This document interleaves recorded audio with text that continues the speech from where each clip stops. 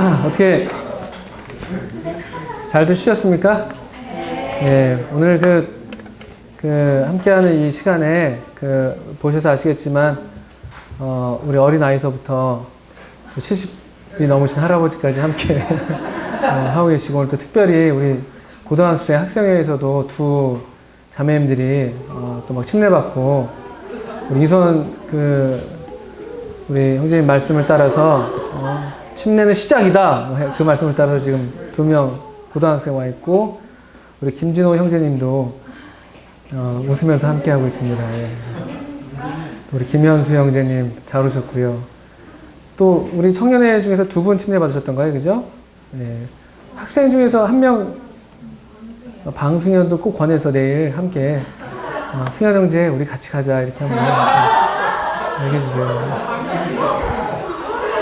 그리고 참고로 오늘 우리 박구숙 모치님이 이렇게 점심에 식사하시면서 너무 이런 기회 좀 많이들 왔으면 좋았을 텐데 생각보다 청년들이 좀 적어서 좀 아쉽다 이런 얘기 많이 하시더라고요. 그래서 혹시 또 오늘 안 온 청년들 이렇게 주변에 있는 걸 보시게 되면 좀 권해서, 보니까 일부러 꼭 연락하세요. 보시지 않더라도 권해서 또 같이 오셔서 이렇게 또 이렇게 함께 배우는 그런 유익을 누리게 해주시면 좋겠고요. 내일 점심은 그래서 우리 박호수 모치님이 아까 낮에 원래 계획이 없으셨는데 성령의 감동하심을 따라서 스파게티를 준비해 주신다고. 정통 어떻게 맞습니까?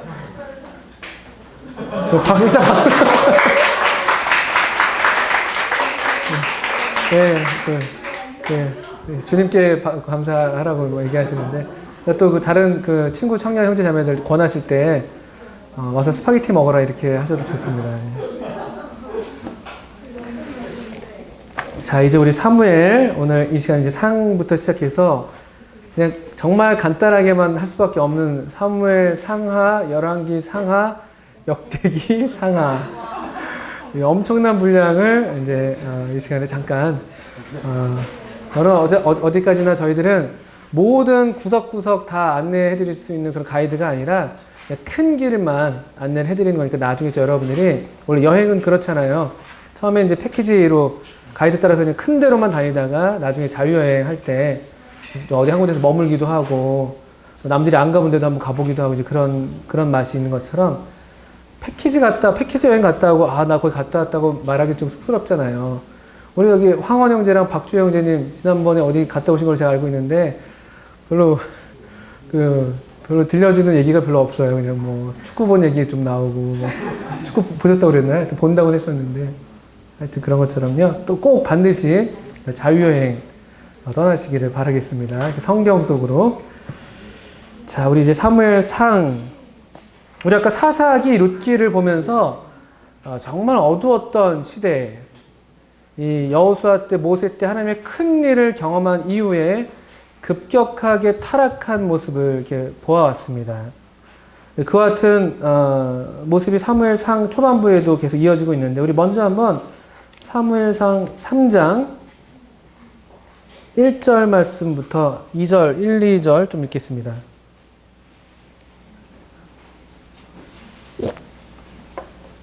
사무엘상 3장 1절, 2절.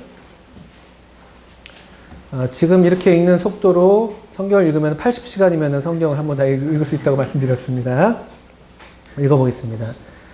아이 사무엘이 엘리 앞에서 여호와를 섬길 때에는 여호와의 말씀이 희귀하여 이상이 흔히 보이지 않았더라. 엘리의 눈이 점점 어두워가서 잘 보지 못하는 그때에 그가 자기 처소에 누웠고 하나님의 등불은 아직 꺼지지 아니하였으며. 이 말씀은 여러 경우에 우리 마음에 참 경고도 되고 감동이 되는 말씀인데, 바로 딱 그 시대를 좀 알려주는 그런 표현이죠. 이 사무엘의 시대가 어떤 시대였는가. 하나님의 말씀이 희귀하고 40쪽에 있습니다. 이상이 흔히 보이지 않던 암흑한 시대가 계속 사사기 이후로 계속 이어져 오고 있죠. 게다가 대제사장 엘리의 눈은 어두웠다라고 묘사가 돼요. 물론 이제 노안이 와서 그렇기도 하겠습니다만 또 어떤 면에서 영적인 면에서도 사실은 어두운 그런 시대였다는 것 짐작하게 되죠. 또 그의 아들들 어떻게 보면 가장 좀 이렇게 본이 되고 좀 오히려 사람들에게 좀 이렇게 교훈이 됐어야 될 그의 가정마저도 그 아들들마저도 악한 불량자로 드러났습니다. 그런데 3장 이 3절에 우리가 읽었던 것처럼 하나님의 은혜로 하나님의 등불이 아직 꺼지지 않았다. 물론 이 하나님의 등불은 우리 아까 성막에서 봤던 그 등대 위의 등불을 가리키는 말일 거예요. 어떻든 그 하나님의 이 희미하지만 또 이렇게 악했지만 여전히 하나님을 섬기는 그런 섬김의 역사는 끊이지 않고 있다는 것을 보게 되고 마치 우리 주님이 꺼져가는 등불을 끄지 아니하시는 분이신데 이런 우리 주님께서 이런 시대에 당신의 종 사무엘을 일으키셔서 다시 그 등불을 활활 타오르게 하시죠. 사무엘은 제사장으로서 그리고 동시에 선지자적인 사역도 감당했던 사람이었습니다. 또 마지막 사사라고 보통 알려져 있죠. 그래서 백성들을 죄에서 돌이켜 하나님께로 다시 향하게 하는 일에 자신의 생애를 드렸던 아주 위대한 그런 면에서 참 위대한 사람이었어요. 어릴 때부터 늙을 때까지 사무엘 아주 중요한 인물이 사무엘상에서 중요한 인물입니다. 또 외부적으로는 이스라엘은 블레셋 군대로 인해서 괴로움을 겪고 있었고요. 그래서 그들은 이런 민족적으로 요동치는 그런 때였기 때문에 다른 민족처럼 왕을 세워달라고 요구했었죠. 사실 이런 요구는 이들이 이제까지 하나님의 직접적인 통치를 받아왔었는데 하나님의 직접적인 통치도 거절했던 그들인데 하나님이 아닌 또 다른 왕을 세운다고 달라질 수 있다고 생각하는 것 자체가 사실은 앞뒤가 안 맞는 거죠. 가장 최고의 권위자 앞에서도 그분을 거역하고 불순종했던 사람들이 인간 왕을 세운다고 해서 달라질 것이 없는데 이런 요구가 사실은 뭐 앞뒤가 안 맞는 요구였죠. 그리고 또 이렇게 함으로써 아예 우리는 하나님의 통치로는 만족할 수 없다.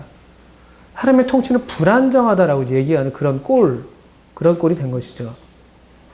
결국 이런 사무엘상 이런 이 왕정 국가로 이제 이스라엘이 변환해가는 과정에서 우리가 교훈을 받게 되는 것은 궁극적으로 우리 인생의 문제, 뭐 나라의 문제든 우리 개인의 삶의 문제든 모든 문제가 누구를 섬길 것인가의 문제라는 것이죠. 누구를 왕으로 섬길 것인가.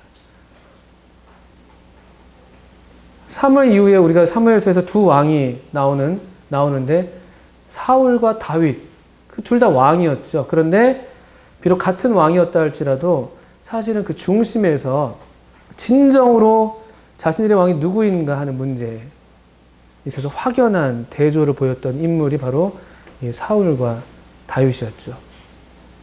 그래서 누구를 섬길 것인가?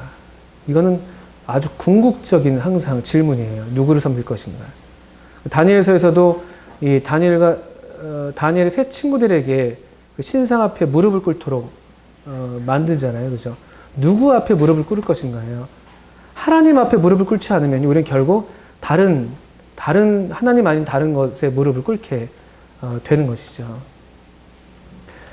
대략적이라고 사무엘상이 우리가 던져주는 메시지가 이런 면이 있겠다 생각을 하게 됩니다. 사무엘상의 개요, 사무엘상에서는 세 인물을 기억하시면 됩니다. 일단 누구겠습니까? 사무엘, 그리고 사울, 다윗, 이 세 인물입니다. 사무엘, 사울, 다윗. 이 세 명이 사무엘상을 차지하고 있는데, 물론 사무엘은 또 꼭 이 9장, 8장까지만이 아니라 그 뒤에도 더러더러 등장하지만 주로 1장부터 8장까지를 사무엘의 이야기. 그리고 9장부터 15장 이스라엘의 첫 번째 왕 사울. 그리고 16장부터 끝까지 새로운 왕조의 창시자, 하나님이 인정하시는 바로 그 왕가를 열게 된 다윗의 이야기입니다. 아까 우리가 사무엘을 좀 더 보기를 원하는데요. 사무엘서 3장 1절에 아까 우리 읽었습니다만 참 재밌는 표현이에요. 아이 사무엘이 엘리 앞에서 여호와를 섬길 때. 아이 사무엘. 아이도 하나님을 섬겼다. 아이였는데도. 섬기는 데 있어서 꼭 어떤 연령대가 돼야 된다. 물론 이제 일정한 연령이 됐을 때 더 성숙한 면이 있을 수 있겠죠. 그래서 제사장 직무를 하는 사람들은 30세 이상, 또 나가서 전쟁하는 사람들은 20세 이상, 그런 나이 구분이 덜어 있었습니다만, 사무엘은 아이였는데도 이 여호와를 섬겼다라는 표현이 참 인상적입니다. 그러니까 쟤네들이 저러고만 있으면 안 되는 것이죠. 충분히 섬길 수 있다는 것을 말씀을 드리는 것입니다. 잘하고 있어요. 저희 집 애들이라서 하는 말이 아니라 어쨌든 참 인상적인 표현이죠. 아이 사무엘이 엘리 앞에서 여호와를 섬겼다. 또 사무엘은 어떤 사람이었는가라고 또 보게 되면은 3장 19절도 보시면요.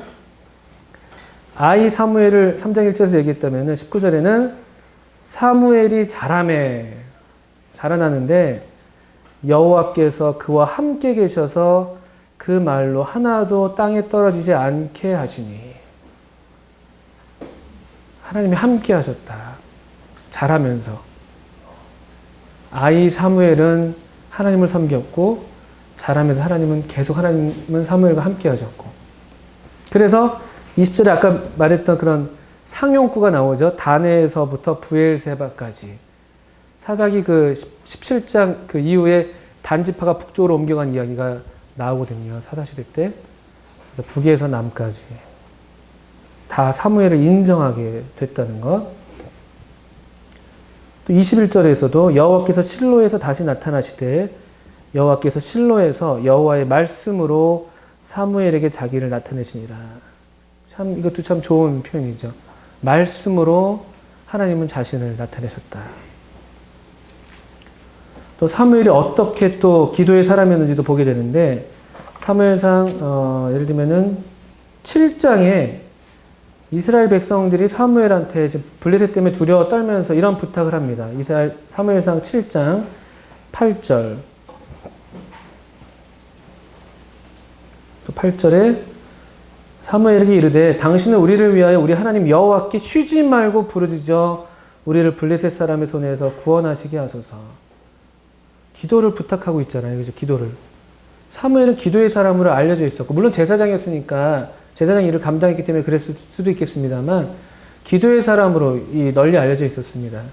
그러니까 영적인 지도력이라는 것이 우리도 알잖아요. 기도하시는 분에게 우리가 영적인 권위가 우리도 모르는 사이에 인정이 되고 알려지는 것이죠. 비슷한 말씀이 사무엘 스스로도 이런 얘기를 하는데 사무엘상 12장이죠. 사무엘상 12장 23절이군요. 예.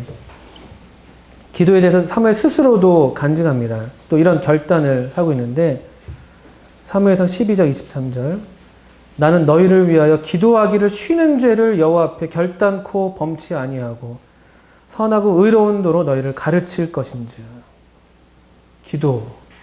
기도하기를 쉬는 죄를 나는 범하지 않겠다. 그리고 선하고 의로운 도로 너희를 가르칠 것이다. 기도와 가르침이죠. 마치 신약시대의 사도들이 전무하기를 원했던 바로 그 일이죠. 말씀과 기도. 그러니까 사무엘이 그런 사람이었던 것이 다시 한번 인상적으로 다가오죠. 또 아까 우리가 봤던 사무엘상 7장에서 7장 15절에 사무엘에 대한 인생을 총평하면서 이렇게 얘기합니다. 사무엘상 7장 15절에 사무엘이 사는 날 동안에 이스라엘을 다스렸을 때 해마다 베델, 길갈, 미스바로 순회하여 그 모든 곳에서 이스라엘을 다스렸다. 얼마나 바빴겠어요. 얼마나 이 평생의 산날 동안에 이렇게 부지런히 다스리는 사람. 우리 신약성경에서도 이렇게 다스리는 자는 부지런함으로라는 말씀이 있어요. 그 은사에 대해서 얘기를 하시면서. 그런 사무엘의 모습을 또 보게 됩니다. 그래서 1장부터 8장까지 주로 사무엘에 대한 이야기가 나오고, 이런 구약의 이런 역사서를 읽을 때 이런 인물들을 또 이렇게 인물들을 통해서 교훈을 받는 것은 대단히 좋은 접근이 되겠죠. 또 반면에 이들이 이제 이스라엘 백성들이 왕들을 요구하는 그런 일들은 하나님께서 사실은 원하지 않는 일이셨습니다. 12장 12절입니다. 하나님의 왕됨마저도 거절한 이들이 다른 인간왕을 구하는 것은 사실은 이런 것이라고 하나님께서 평가하시는 것이죠. 12장 12절.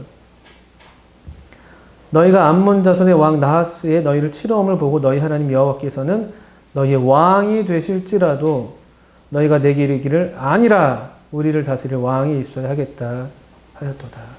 사무엘은 이 백성들의 요구를 처음부터 반가워하지 않았었죠. 하나님께 그 문제로 기도했었고, 여기 다시 실제로 이스라엘 백성들이 왕을 구한 것은 이같이 잘못된 일인 것을 분명하게 나타내 보입니다. 하나님을 순종하지 않고서 다른 어떤 권위를 순종한다는 것은 말이 안 된다는 것이죠. 또 반대로 우리가 보이는 우리 위에 권세자들을 순종하지 않으면서 보이지 않는 하나님을 순종한다는 것도 사실 또 말이 안 된다고 또 성경에서 또 말씀하고 있습니다. 그러나 이제 하나님께서 이런 이스라엘 백성들의 연약 또는 악함을 아시고 그분 마음에 합한 왕을 준비하시고 또 그 왕가를 여셔서 또 계속해서 하나님은 당신의 일을 계속 이루어 가시는 것이죠. 그러니까 인간의 실패, 인간의 연약에도 불구하고 하나님은 계속해서 하나님의 일을 해 나가시는 것을 보게 됩니다. 사울 경우가 9장부터 15장 사무엘상에서 사울에게서 가장 널리 알려져 있는 말씀은 순종이 제사보다 낫다라는 말씀이죠. 아무리 좋은 이유라 할지라도 하나님 말씀을 어기는 그거 합리화될 수가 없고, 반면에 아무리 작은 순종이라도 그것이 훨씬 더 가치 있는 일이 될 수 있다는 것을 말씀해 주는 것이 이 사울의 이야기에서 우리가 가장 널리 알고 있는 그런 교훈입니다. 그 말씀이 어디죠? 15장이죠. 그죠? 사무엘상 15장 22절이군요. 그죠? 15장 22절에 사무엘이 가로되 여호와께서 번제와 다른 제사를 그 목소리 순종하는 것을 좋아하심 같이 좋아하시겠나이까 순종이 제사보다 낫고 듣는 것이 수양의 기름보다 낫다. 순종, 그리고 듣는 것 들으셔야 돼요. 말씀을 잘 듣고, 듣는다는 것은 그냥 듣고 끝나는 게 아니라 순종하는 걸 항상 성경은 포함하는 것이죠. 이게 듣는 것과 순종은 같은 것이에요, 성경에서는. 그러니까 이게 얼마나 하나님께서 기뻐하시는 일인지, 사울을 통해서. 사울이 버려진 이유가 이거였죠. 불순종. 좋은 이유였지만 불순종했기 때문에 버려졌고, 하나님은 그래서 너 말고 내 마음에, 그 마음에 맞는 사람을 구하여 백성의 지도자를 삼으셨다고 13장에서 미리 말씀하셨습니다. 그 다음 다윗, 이제 새로운 왕조의 창시자 다윗의 이야기가 16장부터 끝까지 나옵니다. 31장까지. 우리 31장 그 어간의 사울과 아들 요나단의 죽음도 우리가 보게 되는데요. 다윗은 뭐 여러 면에서 인물 공부를 따로 하셔도 좋을 그런 인물이죠. 기름 부음 받은 다윗 16장. 또 다윗의 섬김 17장부터 20장. 사울의 질투와 시기의 문제는 참 예나 지금이나 또 모든 사람이라면 다 겪는 그런 문제이잖아요. 이 문제. 이걸 어떻게 극복할 것인가, 이런 것도 우리한테 큰 도전이죠. 요나단과의 이야기는 참된 우정에 대해서도 우리에게 좋은 어떤 그림, 또 좋은 어떤 비침이 되는 그런 말씀입니다. 참된 우정. 우정에 대해서 공부하고 싶다면 요나단과 다윗을 잘 보시면 좋습니다. 그래서 숲에서 주운 열매에서 사무엘상 15장 16절 말씀, 또 16장 7절 말씀 한번 적어봤습니다. 왕이 여호와의 말씀을 버렸으므로 여호와께서도 왕을 버렸다. 하나님의 말씀을 지키는가, 하나님의 말씀을 버리는가, 이것이 하나님에게는 결정적이라는 것이죠. 다른 어떤 기준이 아니에요. 외모를 보는 게 아니라, 여기 사람은 외모를 보지만 하나님은 중심을 보신다. 하나님의 말씀에 대한 태도, 듣고 순종하느냐, 이런 문제를 사무엘, 사울, 다윗을 통해서 계속 보게 되죠. 다윗 같은 경우에 그 듣고 순종하는 것이 잘 나타나는 것이 하나님의 기름 부음 받은 자라는 이유 때문에 자기를 죽이는 원수라 하더라도 그렇게 해하지 않는 그런 모습에서 하나님을 존중히 여기는, 경외하는 그런 모습을 보게 되죠. 이제 사무엘 하로 넘어가면요. 사무엘 하는 이제 다윗 이야기죠. 사무엘 상은 다윗을 위한 준비 기간이 포함된 주로 준비 기간이었죠. 실제로는요. 사무엘 하에서 실제로 왕이 돼서 왕으로서의 다윗이 이제 등장하는 것입니다. 읽어보겠습니다. 너는 여호와죠. 여호와 아닙니다. 죄송합니다. 제가 이방신을 너는 여호와를 바랄지어다. 강하고 담대하며 여호와를 바랄지어다. 시편의 다윗의 고백이었는데 다윗이 바로 이렇게 했죠. 하나님의 손에 의해서 온 이스라엘을 다스리는 왕이 된 다윗은 하나님의 때와 하나님의 계획을 기다린 사람이었습니다. 우리 이미 기름 부음 받은 게 사무엘상 16장이었어요. 기름 부음을 벌써 받았었습니다만 여전히 하나님의 이 권세 아래, 하나님의 능하신 손 아래에서 겸손하게 행했던, 사람 앞에서 하나님 앞에서 겸손하게 행했던 다윗. 그래서 이 다윗의 이야기를 통해서 우리가 하나님의 때와 계획은 서서히 이해가 되기 마련이에요. 사무엘상 31장에서 사울이 죽은 이후 다윗이 백성들 가운데서 왕으로 인정되기까지는 7년이 또 걸렸어요. 사울이 죽었는데도 온 이스라엘과 유다의 이 왕국의 왕으로 인정받는데도 7년이 또 걸렸습니다. 이런 면에서 우리도 교훈을 받게 되죠. 또 사무엘 하는 사울의 집에서 다윗의 집으로의 변환을 이야기하면서 시작하고 있습니다. 다윗이 온 이스라엘의 왕으로 세움을 있는 장면, 계속되는 다윗의 승리. 그런데 그런가 하면 다윗의 문제들까지도 가감없이 보여주는 내용이죠. 다윗, 사무엘 하는 왕으로서의 다윗의 모습을 잘 보여줍니다. 먼저는 왕이 되기 전까지 1장부터 4장입니다. 다윗, 온 이스라엘을 다스리는 왕으로서의 전환 기간. 1장은 그 가능성이라는 것은 사울이 죽었으니까 다음 왕이 누구냐가 이제 관심이 되는 거잖아요. 그때 이제 다윗이 이제 물망에 오르고, 이미 기름 부음 받았었으니까요. 그리고 그런 과정이 2장부터 5장까지 나온다면은 5장부터 24장 끝까지죠. 사무엘하 끝까지는 다윗, 온 이스라엘을 다스리는 왕으로서의 기간. 1장부터 4장은 왕이 되기까지, 5장부터 왕으로서 실제로 다스리는 기간. 근데 특별히 왕으로서 어떤 그 잘한 면보다도 못한 걸 더 많이, 분량적으로 더 많이 보여주는 것도 하나의 흥미로운 부분입니다. 밧세바와 문제로 인해서 그들 어떻게 다윗이 계속 이렇게 어려움을 겪는지 그런 이야기가 10장부터 24장까지 계속 나열되어 있습니다. 사람이 높아지고 낮아지는 것이 한순간입니다. 그리고 하나님을 향해서 또 사람들을 향해서 교만하게 행할 때 그게 패망의 선봉이 되는 것이고, 반면에 하나님 앞에서 또 사람 앞에서 말씀 앞에서 겸손하게 있을 때 하나님은 때가 되면 또 그를 높이시는 그런 일을 행하신다는 것을 다윗을 통해서 보게 됩니다.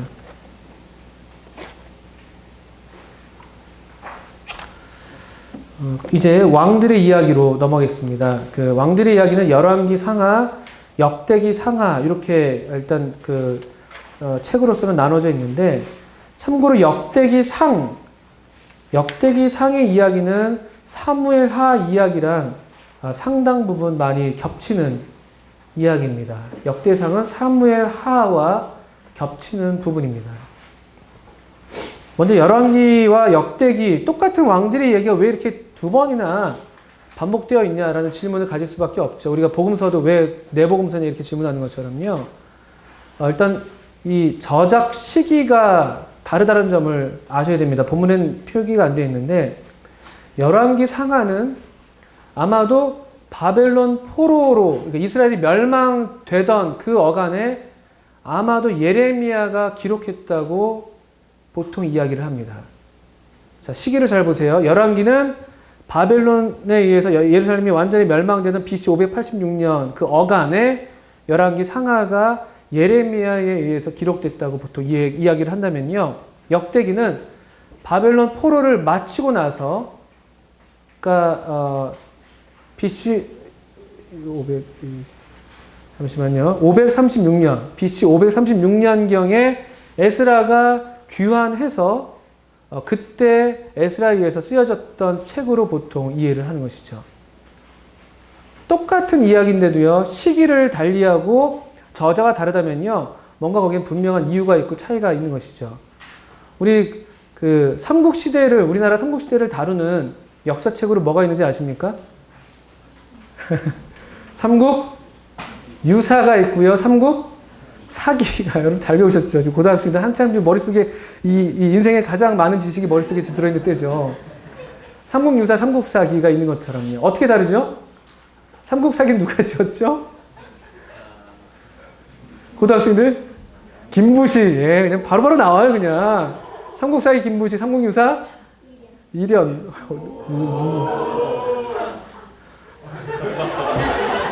이련, 예, 이련. 저자가 다르잖아요. 처음 듣는 얘기라고요? 그런 것처럼. 삼국사기는 정사적인 부분이라면 삼국유사는 떠도는 이야기들을 주로 중들이 다니시면서 이제 여기저기서 듣고 저기서 듣고 이런 얘기들. 이렇게 좀 다르죠. 야사 좀 되는 것이죠. 그런 것처럼요. 열왕기서는 예레미야라는 선지자가 기록한 선지자의 관점에서 바라본 왕들의 이스라엘의 역사예요. 선지자들은요, 하나님 말씀의 기준에서 말씀대로 잘했냐 못했냐가 기준이에요.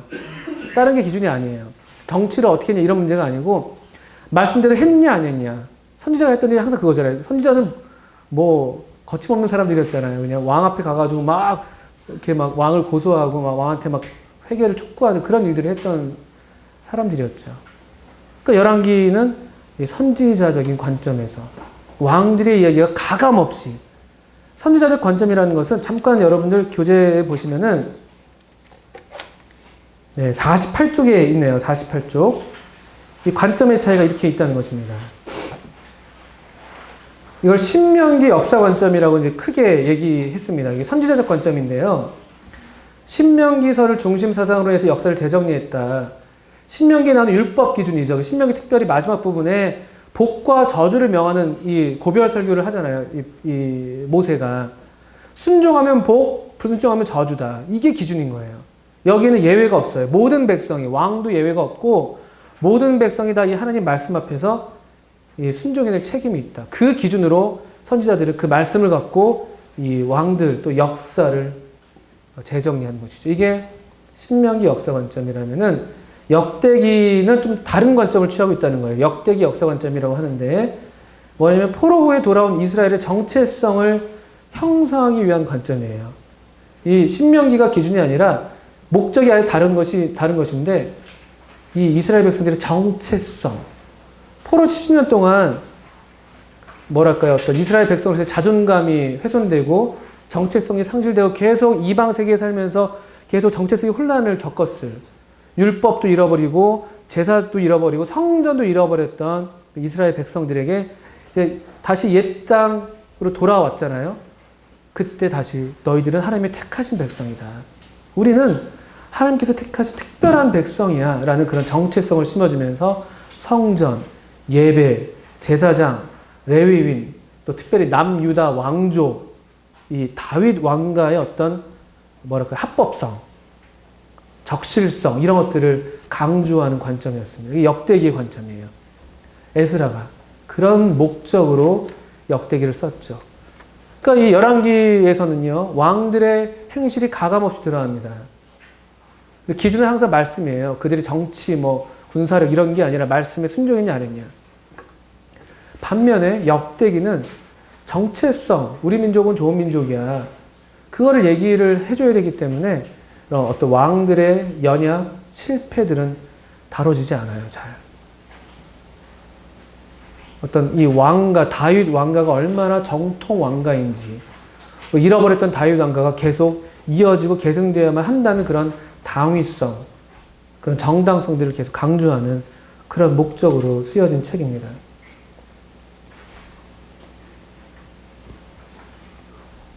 그렇게 좀 이해를 하신다면 이 열왕기와 역대기가 어떻게 다른지, 왜 두 이야기가 있는지를 여러분이 아실 수가 있을 겁니다. 43쪽으로 돌아오겠습니다. 한번 좀 읽어볼게요. 다윗 왕조를 향한 하나님의 약속, 사무엘하 7장에 또 언약이 등장합니다. 다윗 언약이라고 불리는 굉장히 또 중요한 언약이에요.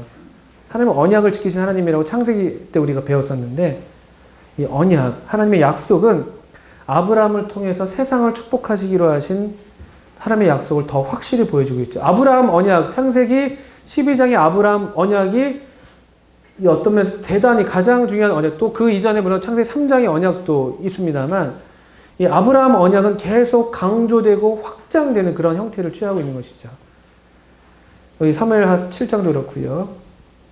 이제 다윗 왕조에서 나타날 씨를 통해서 열방이 축복을 받게 될 것인데, 그 첫 이야기가 열왕기상에서 솔로몬을 통해서 전개가 됩니다.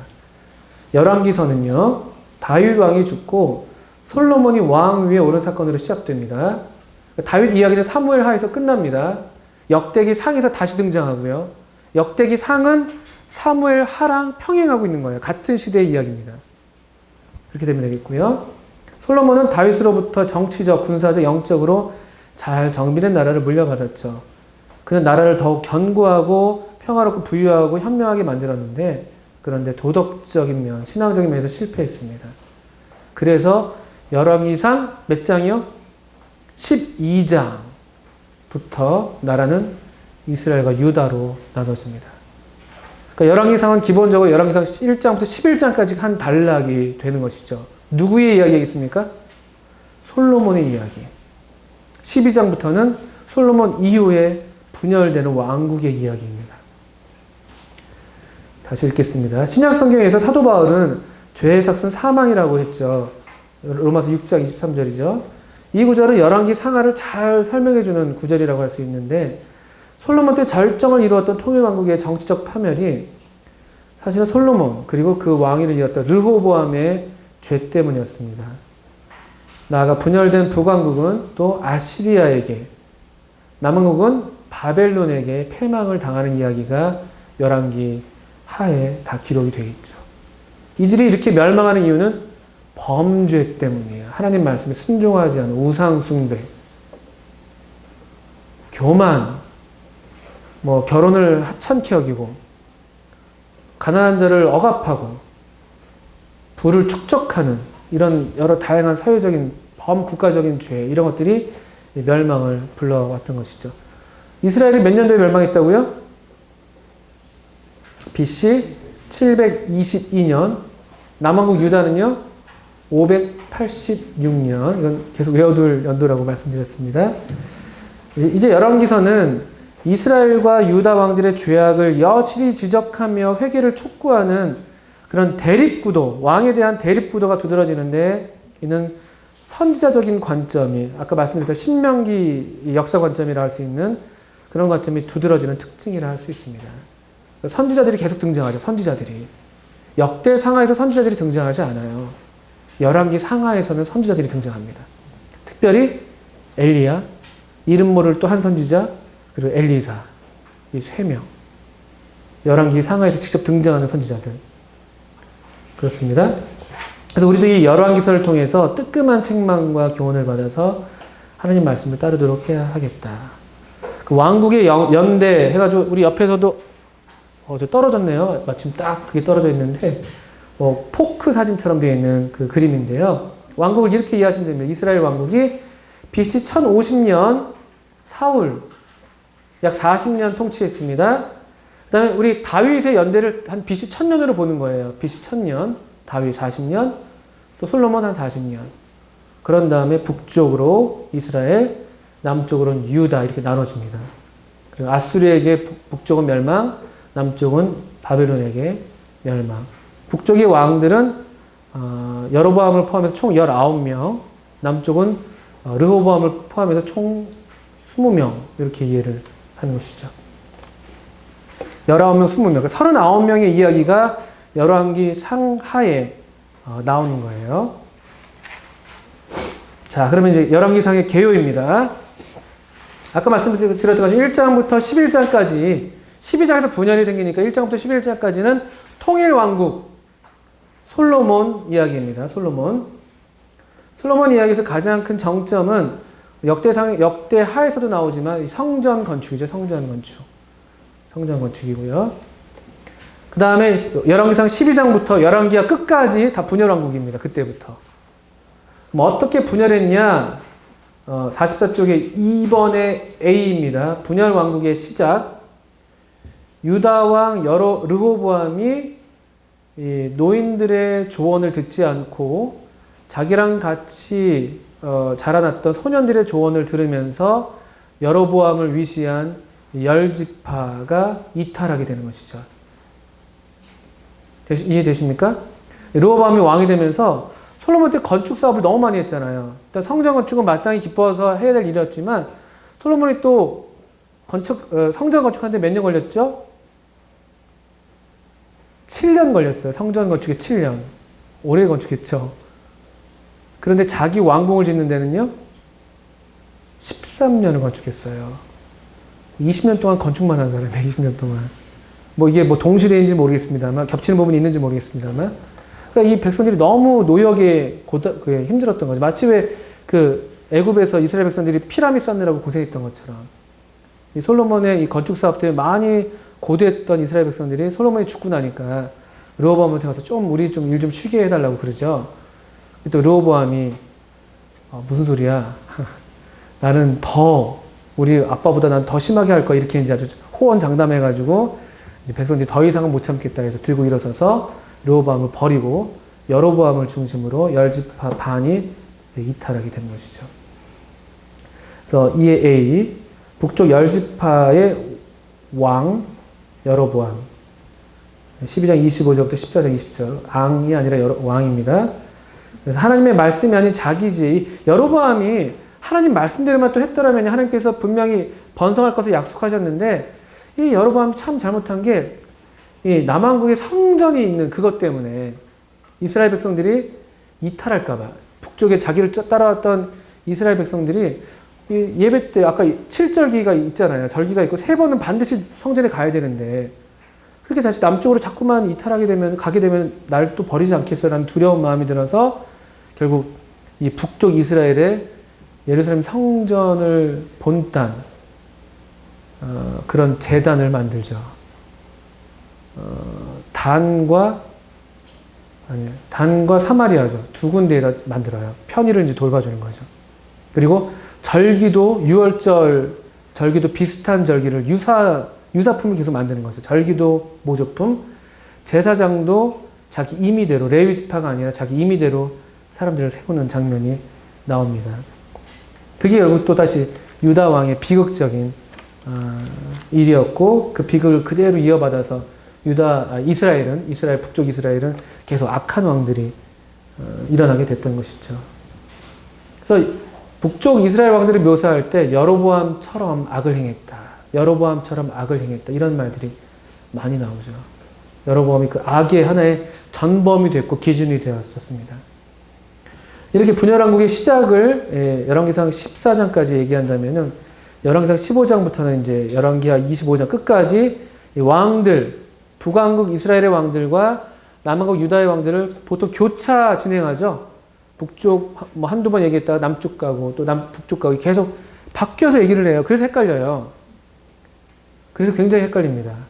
왕들은 총 39명이고 그러니까 포함하면 그 우리나라 왕들도 내가 기억을 못하는데 이런 문제가 생기고 이 얘기가 저 얘기 같고 제가 얘 같고 막 이렇게 되면서 이제 헷갈리는 것이죠.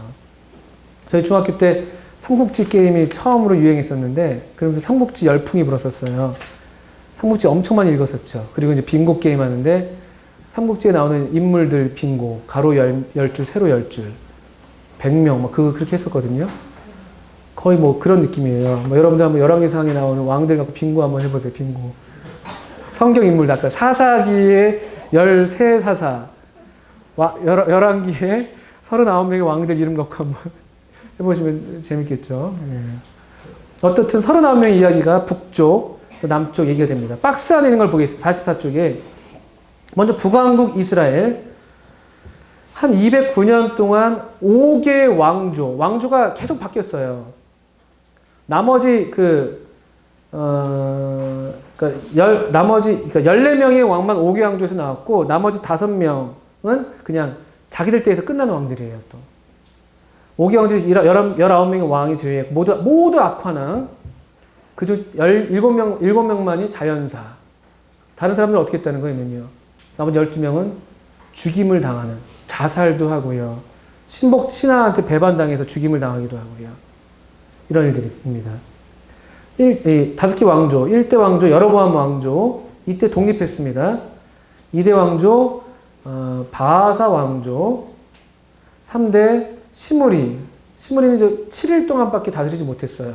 그리고 자살로 끝났습니다. 7일 전환. 4대 오므리 왕조가 유명한 왕조예요. 오므리 왕조. 여기서 유명한 왕은 여러분 좋아하시는 아합이라는 왕. 아주 유명한 왕인데 악하기로 유명하죠. 이 사람의 아내가 더 유명하죠. 이세벨. 어떤 분들 그 이세벨이 누군지 모르고 딸 이름 짓는데 이씨인가 봐요. 이세벨 이렇게 짓고. 정말 그러시면 안 되는데 아마 바꾸겠죠, 그죠? 예. 일부러 그랬나? 하여튼 어쨌든 아합이 있었던 오므리 왕조입니다. 이때 전성기였어요. 실제로 북왕국 역사에서는 가장 정치적으로 군사력으로 왕성했던 때였는데 열왕기 하에서는 그런 얘기 하나도 안 합니다. 그냥 악했다라고 얘기하죠. 왜냐하면 선지자적 관점이 있기 때문에 기준이 뭐 다른 거 없어요. 하나님 말씀 순종했냐 안 했냐 이겁니다. 오므리 왕조. 열왕기상 17장, 열왕기하 8장 15절까지는 이런 북왕조에게 교훈하시는 내용이 엘리야, 또 다른 선지자 엘리사, 이런 저주를 선언하고 표적을 행하고 그런 이야기들이 또 등장하죠. 열왕기상에서 유명한 거는 엘리야와 이 바알을 따르던 선지자들, 또 다른 그 선지자들 1대 850이 합치면요. 그렇게 대결하는 장면은 너무나 잘 알려진 말씀이죠. 그다음 5대 왕조 예후. 우리 예후가 왕조입니다. 그래서 가장 긴 왕조였어요. 이때 그래도 둘, 셋, 넷, 5명. 아까 오므리 왕조가 4명이라면은 이 예후 왕조는 5명. 가장 길었습니다만 가장 길게 또 악했던 것이죠. 나머지 마지막 왕들은 다 각계전투예요. 그냥 거기서 끝났어요. 다 자기들 때에서 끝났습니다. 다 악했고 호세아 왕 때 이름은 호세아인데 하나님께서 구원하신다라는 뜻이잖아요. 근데 이름은 호세아였는데 하나님은 구원하시지 않고 그들을 아수르에 내주셨습니다. 심판하셨죠. 남왕국 유다. 초기에는 유다 베냐민 지파로 이루어졌으나 여로보암에 의해서 신앙의 변질로 북왕국에 거주하는 레위인들과 제사장들이 남쪽으로 이주해 왔습니다. 그러니까 남왕국 유다에는 유다 지파 베냐민 그리고 레위인들이 많이 있었다는 것이죠. 성전이 거기 있었기 때문에. 남왕국에는 다윗 왕조 하나밖에 없었어요. 비교적 안정적인 왕조였죠. 다윗을 포함하면 총 21명인가요? 22명 같은데 예. 한번 해볼게요. 나중에요. 특별히 여기 아합이 아까 그 오므리 왕조의 나쁜 왕 아합이 또 나빴던 게 뭐냐면 자기 딸을 여기 그 유다 왕에게 결혼시키는 누구죠? 여호람에게 결혼시키는 장면이던가요, 그죠? 여호람에게 결혼을 시킵니다. 그리고 왕들은 크게 세 부류로 분류됩니다. 유다의 왕들은 일단 매우 선한 왕들, 대표적으로 히스기야, 요시야, 좀 얼마가 선한 왕들, 요아스, 아마시아, 우시야, 그리고 아주 악했던 왕들, 아하스, 므낫세. 특별히 여기서 아하스, 므낫세 중에 누가 더 악했죠? 므낫세요. 므낫세 때문에 결국은 남왕국 유다도 하나님께서 심판하신다고 말씀하셨습니다. 므낫세. 이런 평가는 그들이 하나님과 어떤 관계를 유지했는지, 그분의 말씀에 얼마나 순종했는지가 기준이라는 것, 그들의 어떤 정치력, 지도력 이런 것이 아니라 말씀에 순종한 여부. 그래서 이들 왕들은 또 실제로 근데 정치적, 신앙적, 행정적, 가정적, 개인적인 면에서도 미혹을 계속 받아왔죠. 그러면서 우리에게도 계속 교훈이 됩니다. 왕들의 이야기를 통해서 교훈을 받으셔야 되는 것이죠. 그래서 오늘날도 계속 TV 드라마에서 항상 이런 사극들이 나오잖아요. 사극들, 역사가. 그냥 그 당시의 역사가 오늘날에도 계속 반복되고 되풀이되고 있는 것이죠. 양상만 조금씩 달라질 뿐이죠. 그래서 우리가 교훈을 받아야 되는 것이죠. 근데 한편 이런 중에도 다윗 왕조가 영속될 것이라는 무조건적 언약을 주셨다는 것, 이것도 대단히 중요합니다. 뭐 모든 왕들을 다 다룬 건 아닙니다. 여기 이제 일단은 이 남왕국 유다를 역사적으로 따져봤을 때 일단 생존을 위한 투쟁 기간 르호보암 그리고 그의 아들 아비야 또는 아비암 박스 안에 있는 내용입니다. 이때 이제 여로보암이 이탈해 갔기 때문에 이때는 굉장히 불안정하던 때였죠. 여차하면은 북쪽에서 만약 남한국까지 쳐들어오면은 위태로운 일이 이제 생기는 것인데 하나님께서 보호해 주셔서 그들을 건져 주셨죠. 아사 여호사밧 때는 이제 신앙적으로 좀 더 확립이 됐고요.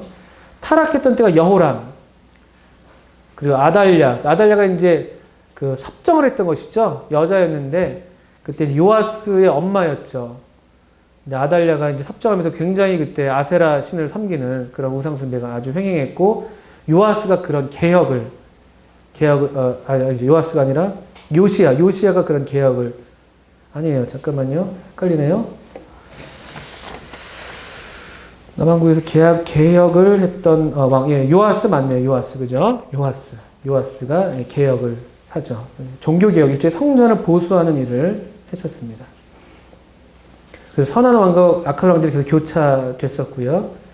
영적인 절정은 히스기야 때 보통 절정이라고 얘기를 하죠. 깊은 타락, 아까 아하스, 그리고 므낫세 이럴 때, 요시야도 아주 영적으로 또 회복되는 기간이었고요. 마지막 멸망의 기간 시드기야 때, 이제 이때는 거의 여호와스, 여호야김, 시드기야 이때 다 패망기에 접어들었을 때였고, 시드기야는 아주 비참하게 끌려갑니다.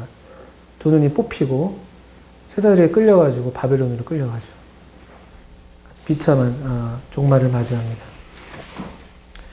여러분들 그 49쪽에 보시면 왕들의 목록이 정리돼서 나와 있습니다. 주목해서 볼 만한 왕들, 남유다에서 그냥 그 아사왕 3번, 4번, 7번, 8번, 그 다음에 뭐 뒷면에 13번, 14번, 16번 이런 왕들 좀 주목해서 보셔도 좋을 내용인데, 왜냐하면 성경에서 특별히 더 많이 다루는 분들이기 때문에 그렇죠. 또 10번의 우시야 왕 같은 경우는 뭐 때문에 유명하죠? 우시야는요? 예, 이사야 선지자가 그 환상을 봤었을 때가 우시야 왕이 죽던 해였죠. 그래서 그런 면에서도 또 알려져 있는 왕입니다. 왕들을 그냥 이렇게 좀 훑어 보시는 정도로만 해야 될 것 같아요. 대략적인 이 열왕기서 역대기의 배경과 이런 개요 정도를 말씀을 드린 것이고요. 마지막으로 46쪽, 47쪽으로 돌아와서 역대기 이제 빨리 한번 우리가 봐야 될 부분만 보겠습니다. 아까 말씀드렸습니다. 역대기와 열왕기하 그리고 사무엘하는 그 내용과 문체, 강조점이 서로 다르다. 역대기는 대개 포로에서 돌아온 에스라가 기록하는 것. 왜 그렇게 우리 얘기하냐면요, 역대기의 마지막 부분과 에스라의 처음 부분이 굉장히 유사하죠. 그래서 이 에스라가 맞다면 그는 회복된 이스라엘 백성들에게 하나님의 백성으로서 이스라엘의 정통성, 정체성을 확립하고자 이 책을 기록했을 것이다. 흥미로운 게 역대기를 헬라어로 번역할 때요. 그게 70인역이죠. 이 70인역으로 번역할 때 번역자들은 이 역대기를요, 제목을 생략된 것들이라고 불렀대요. 아마도 앞선 왕들의 이야기, 즉 열왕기서나 사무엘서를 가리키는 거겠죠. 이런 왕들의 이야기를 담은 책에서 생략되어 있었던 유대인들만의 어떤 고유한 역사적인, 정통적인 그런 요소들을 드러내서 강조됐기 때문에 제목을 그렇게 붙였던 것 같습니다. 어쨌든 이렇게 이 너덜너덜해진 하나님의 백성들을 다시 새롭게 회복하는 이러한 사역이 얼마나 오늘날에도 필요한지 모릅니다. 많은 경우에 정체성 문제 때문에 사람들이 다 어려워하는데, 우리가 하나님의 사랑에 뿌리 내리고 있다는, 또 하나님의 생명이 우리 안에 있다는 이와 같은 이런 어떤 영적인 정체성도 오늘날 굉장히 필요하겠죠. 역대상의 개요를 보시면요, 제목을 위대한 민족 이스라엘, 위대한 왕 다윗. 우리나라 왜 용비어천과 같은 그런 느낌인 것이에요. 우리 이스라엘 민족은 위대한 민족이다. 하나님의 선택받은 민족이다. 우리 왕 다윗은 위대한 왕이다. 이 얘기를 강조하는 것이 역대상입니다. 그래서 1장부터 9장까지 다시 족보가 나와요. 이미 끝났다고 생각했던 그 족보. 다시 등장합니다. 그리고 아담까지 이어가는 그런 족보예요. 누가복음과 유사하죠. 어쨌든 성경에서 가장, 자꾸 오타가 나서 죄송한데요. 가장 긴 계보이고요. 왜 이 계보가 쓰여졌겠습니까? 과거의 이스라엘의 영광과 현재를 이어주는 다리 역할을 하는 것이죠. 그렇게 막 포로기 동안에 너덜너덜해진 이스라엘 백성들에게 우리 이같이 찬란한 이 유산을 갖고 있는 그런 뿌리에서 나온 민족이라는 것을 보여주는 것이죠. 이렇게 9장까지 다시 족보가 나오고요. 10장부터 29장까지 다윗 왕 얘기가 또 다시 나오는 것이죠. 사무엘 하랑 똑같은 부분인데, 그런데 사무엘은 같은 내용이지만 다윗에 대해서는 긍정적인 묘사만 합니다. 그리고 마지막 기간에서는 솔로몬을 위해서 다윗이 유언을 남기는 그런 부분이죠. 박스 안의 것이 흥미로운 거예요. 그래서 왜 사무엘 하에는 있는데 역대상에 빠진 것들, 이를테면 왕권을 둘러싼 권력 다툼, 역대기에는 없습니다. 그러니까 다윗이 바로 왕이, 이스라엘 전체 왕이 못했었잖아요. 역대기는 그냥 다윗이 왕으로 처음 딱 등장하는 것이고요. 사무엘하 9장에 사울의 손자 무비보셋 이야기, 아주 은혜로운 이야기인데도 없어요. 왜냐하면 역대기의 초점은 사울 왕이 아니라 다윗 왕가예요. 다윗. 다윗과 상관없는 사울 이야기들을 뺀 것이죠. 사무엘하 11장부터 23장까지 있었던 다윗의 실패, 가족적인 문제는 나와서는 안 되죠. 그럴 때 오히려 또 이 민족들이 민족적으로 어떤 정체성의 타격을 받을 수 있기 때문에 이런 것들은 얘기하지 않았던 것입니다. 반면에 사무엘 하에는 없는데 역대기에 있는 것, 아까 지금 우리 봤던 이스라엘의 족보, 그들의 정통성을 위해서, 또 역대상 13, 15, 16장에는 언약궤를 예루살렘에 가져온 것을 아주 자세하게 묘사합니다. 언약궤, 성전, 이런 것들이 대단히 중요한 키워드였기 때문에 그걸 강조하는 것이죠.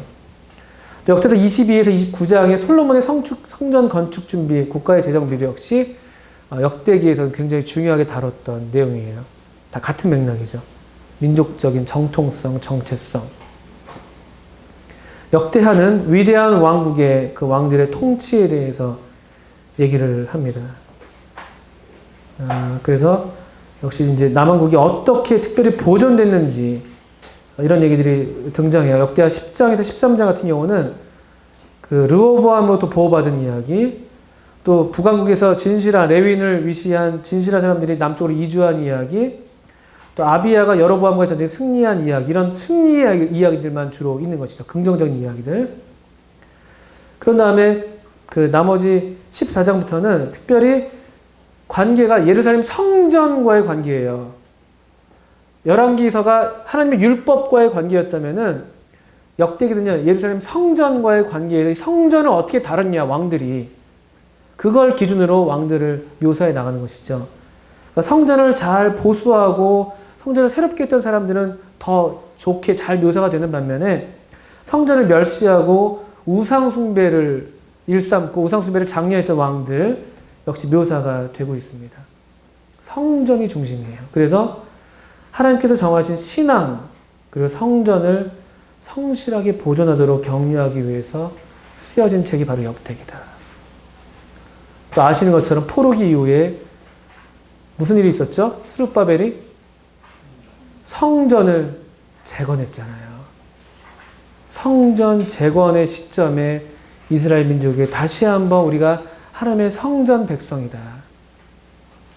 이런 것들을 강조하고 그들을 격려하기 위해서 쓰여진 책이 역대기였을 것이다라고 짐작을 하는 것입니다.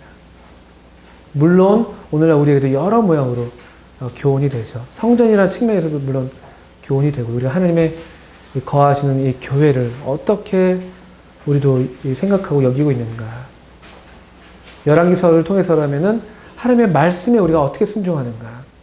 역대기서를 통해서라면은 이 하나님의 성전된 이 교회에 대해서 우리가 어떻게 지금 대하고 있는가. 이런 면에서 또 큰 틀에서는 교훈을 받으시면서 또 우리 각자의 삶에서 주님이 주시는 대로 적용을 하실 수 있으면 되겠습니다. 여기까지 하겠습니다. 수고하셨습니다. 한 10분간 또 쉬시고요. 제가 조금 시간을 오버했어요. 4시 10분에 이제 막 몸이 뒤틀리죠? 예. 4시 10분에 마지막, 역사의 마지막 이야기, 포로기 이후 에스라, 느헤미야, 에스더 이야기를 우리 허성원 선생님께서 10분 후에 시작해 주시겠습니다.